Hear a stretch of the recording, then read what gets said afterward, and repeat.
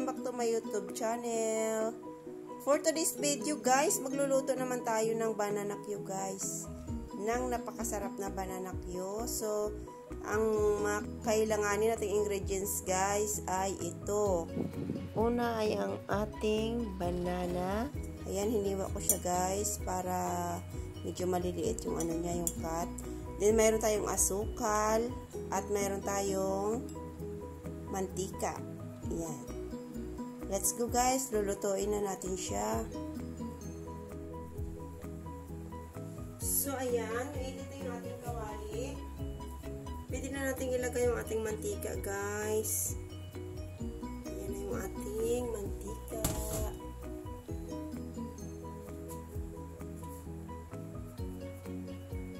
Painitin lang natin yung mantika. Mainit na yung ating mantika guys. So ang una natin gagawin is una muna natin iluluto yung ating saging na saba. Lulutuin muna natin siya guys bago natin siya lalagyan ng asukal.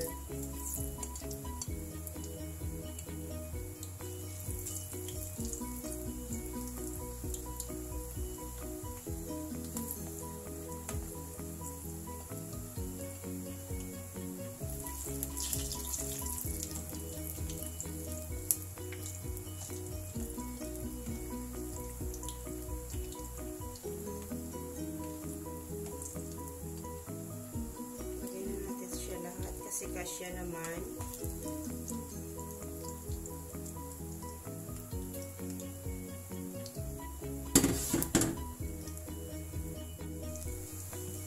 So, ayan. Baliktarin natin siya guys.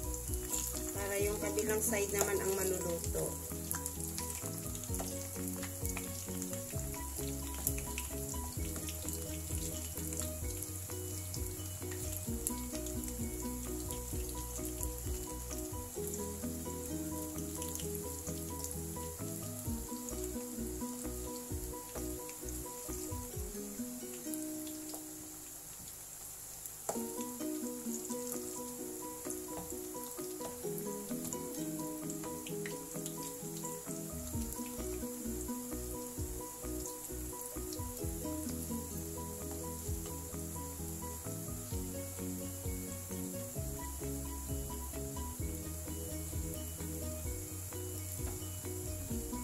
Antayin lang natin mga 2 minutes.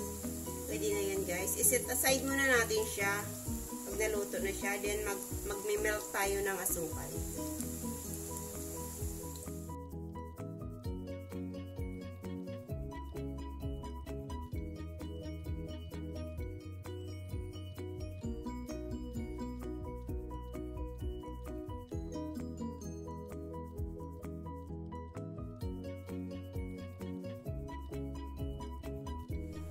So, ayan guys, ito na yung ating saging na saba. Luto na to siya. Ready na sa ating mamaya ilalagay natin siya sa asukal. Ang gagawin natin ngayon guys ay magtutunaw tayo ng asukal. Ito yung ating asukal. Kailangan brown guys, sugar para mapula yung ating yung ating bananacue. Kasi pag hindi siya brown sugar, hindi siya pupula. So, ayan. I-melt lang natin to. Tutunawin natin siya sa mantika. Para perfect ang ating bananacue. Hindi buo-buo ang asukal, guys. Yung ibang bananacue kasi, buo-buo yung asukal. Sa amin, sa Bisaya, is ganito yung pagluto namin ng bananacue.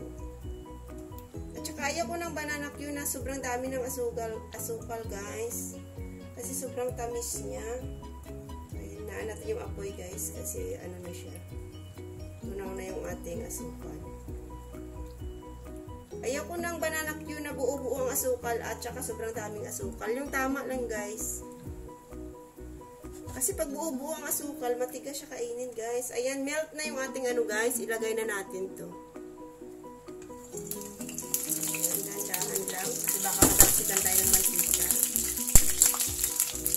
Talsik na siya.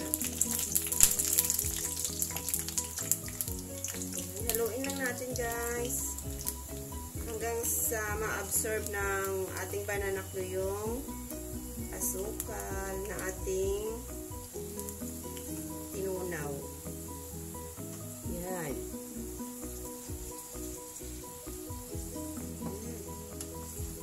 Na-absorb nyo na guys.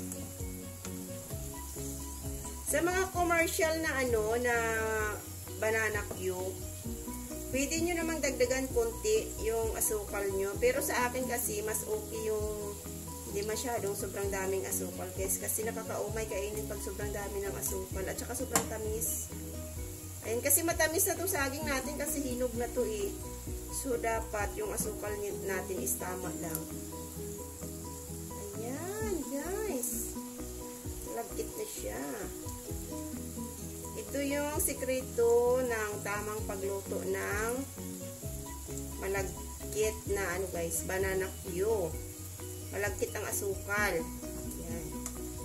Kasi pansin nyo sa ibang nagtitinda ng mga bananacue guys, yung matigas ang asukal nila. Parang hilaw pa yung asukal. Yan. So saglit lang natin to siya guys, pag na-okay na siya, pag nahalo na lahat ng asukal, pag nalagyan na lahat, okay na to. Kasi, una muna natin niluto yung ating bananacue eh.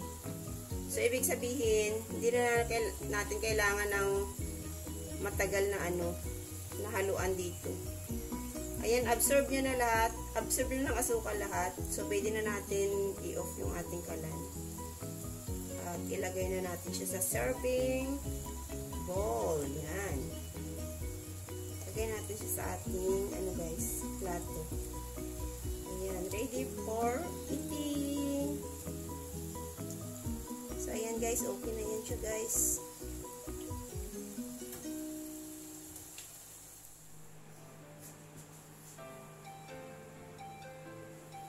So, ayan guys, ito na to yung ating finished product.